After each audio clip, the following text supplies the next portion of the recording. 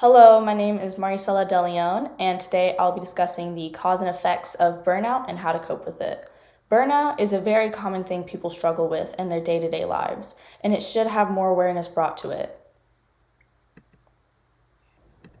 According to Brian Robinson, 66% of Americans experience burnout in their workplace. That means there's an even greater percentage of people who experience burnout that are in places other than a workplace setting, such as schools or colleges. Burnout can sometimes be difficult to recognize in yourself and in others. It's important to recognize the causes of burnout, when you may be experiencing burnout, and coping strategies to help you manage the effects of burnout. I also created a graph using data from Brian Robinson, and how the graph works is researchers ran a poll based on how many Americans experience burnout in their workplace, and they found that 66% of Americans experience burnout in their workplace. So then they grabbed the 66% of people and they asked how this burnout occurred. And then as you can see here, these were the four different main ways the burnout occurred in their work setting. So 24% of people said they have more work and no time to do it. And then another 24% of the people said they had not enough resources for their job. 20% said the poor economy was impacting their well-being. And finally, 19% said they were taking on too much work due to the shortages at their job. Possible causes of burnout.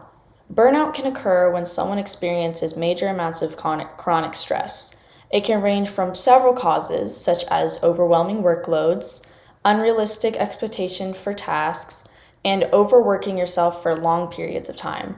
Some real-life examples of burnout can be unrealistic expectations given to you at work, or constantly working on schoolwork without any breaks.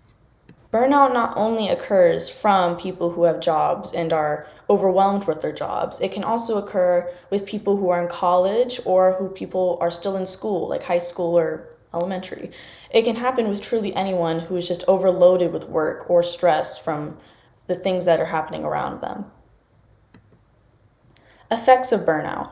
The physical signs of burnout are exhaustion, migraines, and changes in sleep patterns. The behavioral symptoms of burnout are intense mood swings, lack of motivation, and changes in appetite. These symptoms can happen to you or someone else that you know, so that is why it is important to recognize these immediately before it can worsen over time. Methods for burnout. Burnout can affect your mental health immensely, and it is very crucial to take the time you need to cope with it properly. And here are the 3 main ways to cope with it properly. Never be afraid to ask your loved ones for help. Receiving support from your loved ones is a very good motivator for when you are stuck. Another method is prioritizing self-care. The only way to solve burnout is by helping yourself first rather than burying yourself in more work or just completely avoiding your feelings.